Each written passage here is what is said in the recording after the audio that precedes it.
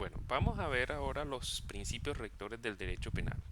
Los principios rectores del derecho penal están ubicados en la primera parte del Código Penal y orientan la creación, interpretación e integración de todo el derecho penal.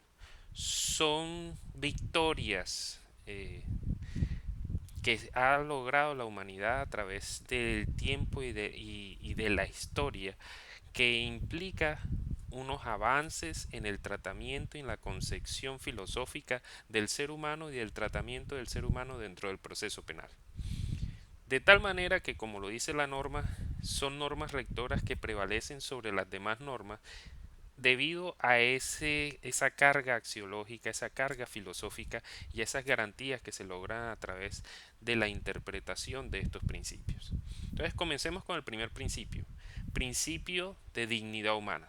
El principio de dignidad humana implica que el reconocimiento de todas aquellas circunstancias o aquellos derechos que le corresponden a un ser humano por el solo hecho de ser parte de nuestra raza. Entonces el principio de dignidad humana es incluso más importante que el derecho a la vida, toda vez que de no ser por la dignidad humana no se reconocería ese derecho a la vida. Y esa concepción particular implica unos efectos, como por ejemplo en el caso de la eutanasia. En la eutanasia lo que se protege o lo que se pondera es la vida digna frente a la vida. Cuando ponderamos esos dos derechos, encontramos que el titular de la vida, si considera que no es vida digna, puede decir, pues por favor, aplíqueme la eutanasia, no quiero seguir viviendo porque esto no son condiciones de vida.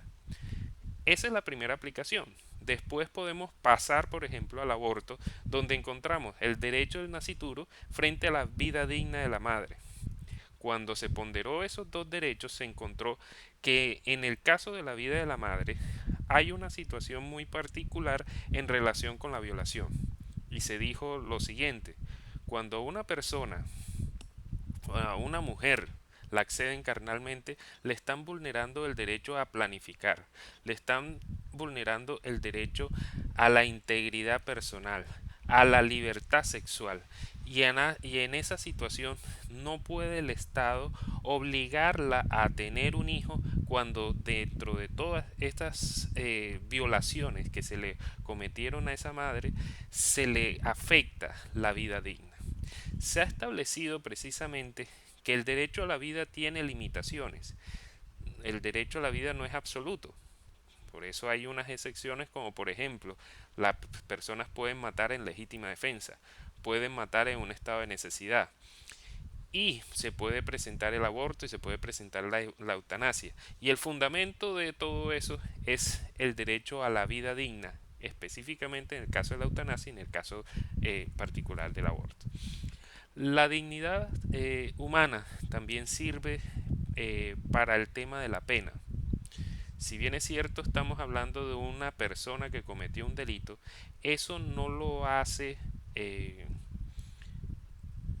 no persona. De tal forma que a pesar de ser condenado, a pesar de ser procesado y a pesar de ser encontrado culpable, el principio de dignidad humana prevalece y establece que a pesar de cumplir una pena en un centro reclusorio, debe respetársele esa dignidad humana a esa persona. Así las cosas, se ha establecido, de acuerdo con ese principio de dignidad humana, que el estado en que se encuentran las cárceles del país con hacinamiento con condiciones infrahumanas, se ha establecido que son estado de cosas inconstitucionales. Y la Corte Constitucional en varias situaciones le ha reiterado al Estado que tiene que respetar la dignidad humana de los reclusos en esos centros penitenciarios. Así puedo, digamos, plantear en qué consiste ese principio de la dignidad humana, del cual se derivan todos los derechos fundamentales y todo el ejercicio de los derechos como ser humano, incluso desde la vida, partiendo en efecto que la dignidad humana es lo que nos permite tener todos esos derechos. Pasemos entonces al principio de igualdad. El principio de igualdad establece toda persona tiene derecho a ser tratado igual sin ningún tipo de discriminación de sexo, género, raza, religión u otro tipo de condición. Todos los seres humanos somos iguales ante la ley. Sin embargo, hay que aclarar que ese principio de igualdad no significa igualdad absoluta, más bien significa el principio de... eh, es el principio de igualdad material. Y estamos hablando de equidad más que todo. Entonces, el principio de igualdad significa trato igual para iguales, pero trato desigual para desiguales. Entonces, no podemos tratar de la misma manera a un niño que a un adulto. No podemos tratar de igual manera a una mujer embarazada que a un hombre normal. Así, la ley establece cierto tipo de protecciones y parámetros para ciertos grupos de personas vulnerables, indígenas, personas de la tercera edad, niños, mujeres embarazadas y personas que pertenecen a grupos étnicos muy particulares, en caso de Colombia, los afrodescendientes. Cuando nosotros planteamos de que debe existir igualdad ante la ley, ya lo venía diciendo, hay un principio más que todo de equidad, de tratar de establecer igualdad de condiciones, pero al mismo tiempo de buscar la manera en que ciertas personas que no tienen las mismas capacidades puedan tenerla. En el derecho penal la igualdad se aplica también no solamente en temas de igual igual situación de derecho, igual solución de derecho. No, aquí en el derecho penal siempre se va a hacer una valoración donde si la persona comete cierto delito va a tener más o menos la misma pena, todo dependiendo del grado de lesividad, el grado de culpabilidad y el grado de dañosidad que cause la conducta. Igualmente, en el derecho penal se hace la diferenciación, de acuerdo con el principio de igualdad, entre imputables e inimputables. A los imputables se les aplica una pena y a los inimputables una medida de seguridad, en virtud de las condiciones especiales de los inimputables, que son aquellas personas que no tienen la capacidad para comprender la ilicitud de los actos. Ahí está el principio de igualdad, pero el principio de igualdad también está relacionado con otro principio que es el de la racionalidad.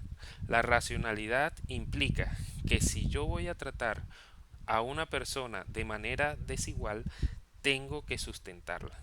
El principio es, por regla general, a todos tengo que tratarlo de la misma manera.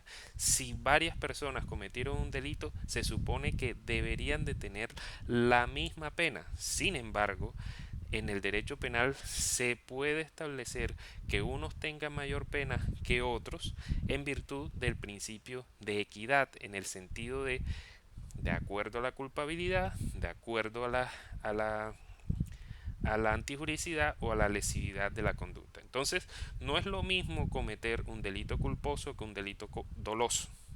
Tampoco es lo mismo que una persona mate a otra que una persona mate a su padre.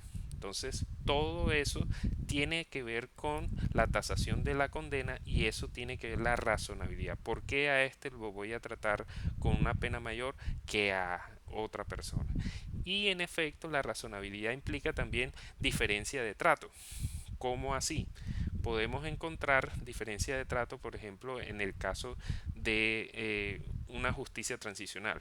En una justicia transicional encontramos que a una persona que ha matado, que ha secuestrado, que ha extorsionado, se le puede imponer una pena de 8 años, que normalmente se le estaría con una pena de 20, de 30 años. pero en virtud de la razonabilidad se dice, bueno, vamos a aceptar que en este caso particular estas personas reciban 8 años de prisión en virtud de este principio de la justicia transicional, donde nosotros vamos a buscar pasar de un conflicto armado a la paz.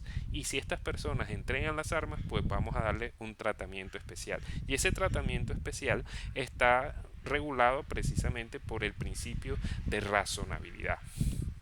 Ahora bien, el principio de razonabilidad y el principio de igualdad deben garantizar de que no se aplique el derecho penal del enemigo ni tampoco el derecho penal del amigo. El derecho penal del enemigo es aquel en el cual se busca elegir a un enemigo y anular todas sus garantías, anularle todos los derechos y tratarlos como una no persona.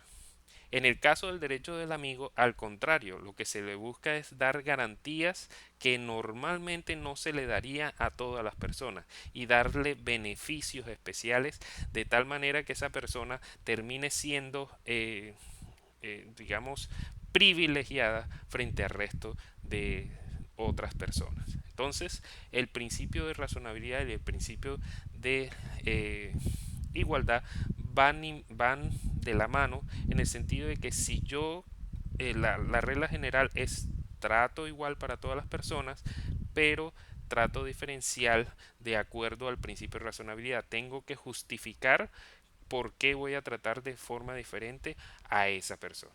Entonces dejo ahí sentados dos principios del derecho penal que son la dignidad humana, el principio de igualdad y el principio de razonabilidad.